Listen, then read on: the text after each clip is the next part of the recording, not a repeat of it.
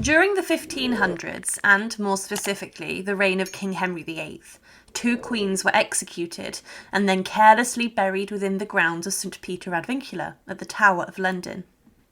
These 2 ladies had been stripped of everything and then, once buried, essentially forgotten.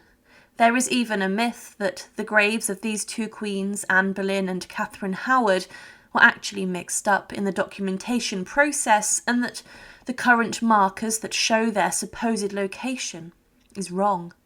Henry VIII wanted to rid of Anne and Catherine, but little would he know that around 350 years later, another queen would come along and save their remains and memory from oblivion. Queen Victoria, in her restoration of the chapel of St. Peter ad Vincula, did more than restore a building. She restored a sense of peace and dignity to the remains of not just these 2 queens, but everyone who was buried within the grounds. There is a shocking fact that around 1,500 individuals were buried within the grounds of the chapel, and that where Anne Boleyn was buried, towards the left of the high altar, 13 other men and women were also buried. Identifying Anne certainly appears to be an impossible task, but even so, according to the records during Victoria's reign, they did just that. You see, Queen Victoria visited the chapel at some point in the early 1870s, and she was appalled at the state that the chapel was in, so much so that she ordered repairs and restoration work to take place, to return the chapel to the people as a place of worship and as a suitable place for the burial of royalty, who already resided within its walls. Victoria ordered that decoration in the chapel should be improved and that there should be a new heating system. These plans were drawn up and there was a lot of restoration work, but it meant that the resting places of the most famous people would be disturbed. The floor of the chapel was found to be broken and uneven, and it needed work, and after removing the flooring, it was found that there were a number of royal burials. It had also been used as a place of burial for local parishioners. All of the remains were discovered under the chapel, and these were then placed and locked in boxes when they were removed, and then on the boxes inscriptions were written. The floor would then be relaid, but the high altar, where Anne Boleyn had been buried, was then subjected to renovation. On the 9th of November 1876, the remains of Anne Boleyn were discovered, and these were taken from the grave. She had been laying at rest for over 300 years, and whilst everyone outside the tower had a normal day, within the tower's walls the remains and body of the most infamous Queen of England were being dug up. At around 12:30 p.m, 5 workers got together around the high altar, and using the plan of the burials, they located Anne Boleyn's remains and excavated them. They then lifted the pavement and removed the earth very carefully, and they dug 2 feet down, and then Anne's remains were found. All her bones had been piled together in one spot. But the remains had been disturbed previously, as the coffin of another woman buried nearby had caused problems with Anne's burial. The man who was in charge of the exhumation of Anne Boleyn was Dr. Frederick Mowat, who would record and receive the bones of Anne Boleyn. He wrote of them that a female of between 25 and 30 years of age, of a delicate frame of body, and who had been of slender and perfect proportions, the forehead and lower jaw were small and especially well formed. The vertebrae were particularly small, especially one joint, the atlas, which was that next to the skull, and that they bore witness to the Queen's little neck. But then he would take one more thorough examination of her remains, and it was said that the bones of the head indicate a well-formed round skull, with an intellectual forehead, straight orbital ridge, large eyes, oval face, and a rather square full chin. The remains of the vertebra and the bones of the lower limbs indicate a well-formed woman of middle height, with a short and slender neck. The ribs show depth and roundness of chest. The hand and feet bones indicate delicate and well-shaped hands and feet, with tapering fingers and a narrow foot. It was estimated that Anne was between 5 foot to 5'3", and it was confirmed that her body had been beheaded before it was laid to rest.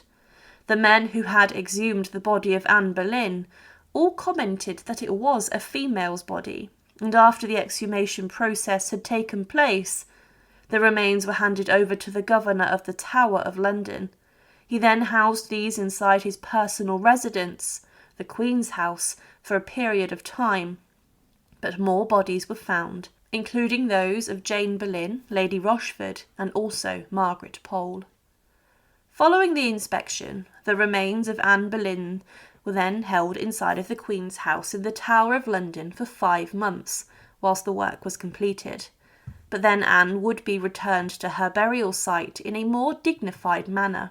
On the 13th of April, 1877, workers at midday, accompanied by the resident priest of the chapel, would gather near the high altar. Each of the excavated bodies were placed inside new specifically made caskets, and Anne Boleyn's casket was encased in lead, and it was held together with copper screws, and an etching was made onto the coffin. This marked that Anne was inside it, and also the year she passed away, and then the date that she was reburied.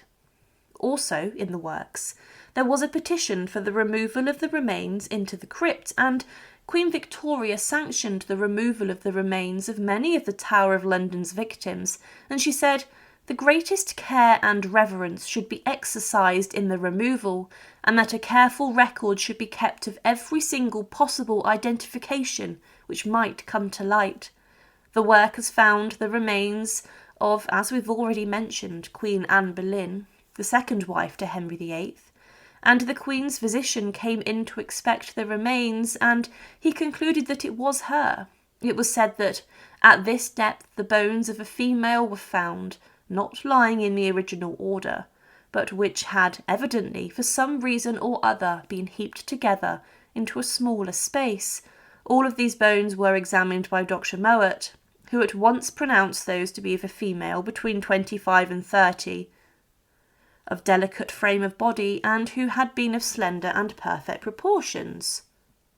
But, as Queen Anne Boleyn had been found, the search now occurred to find Catherine Howard, as it was believed that she was also buried and interred here. There was some debate as to whether the remains of Anne Boleyn were actually Catherine Howard. However, Catherine's remains would never be found. This was considered shocking and offered up some questions as to what had happened to her after her horrific execution.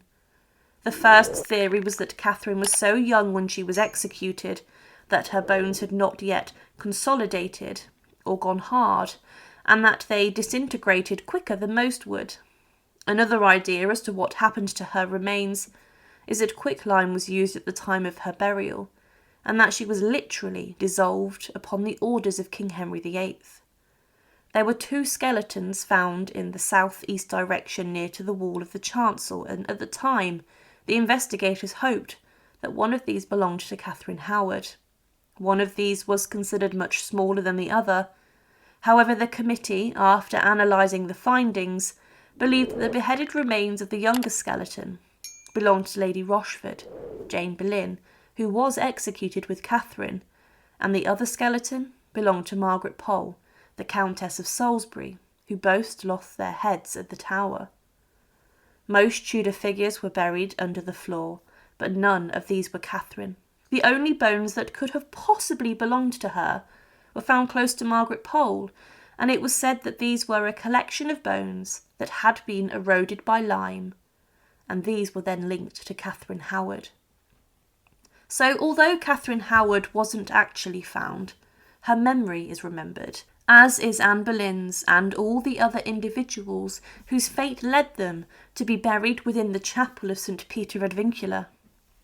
Queen Victoria saved the memory, the dignity and the integrity of the chapel, and restored all those buried within, including Anne and Catherine, to a place of peace, of sanctuary, in their time after death. Thank you for watching, and to support, please subscribe to Her Remarkable History. Thank you.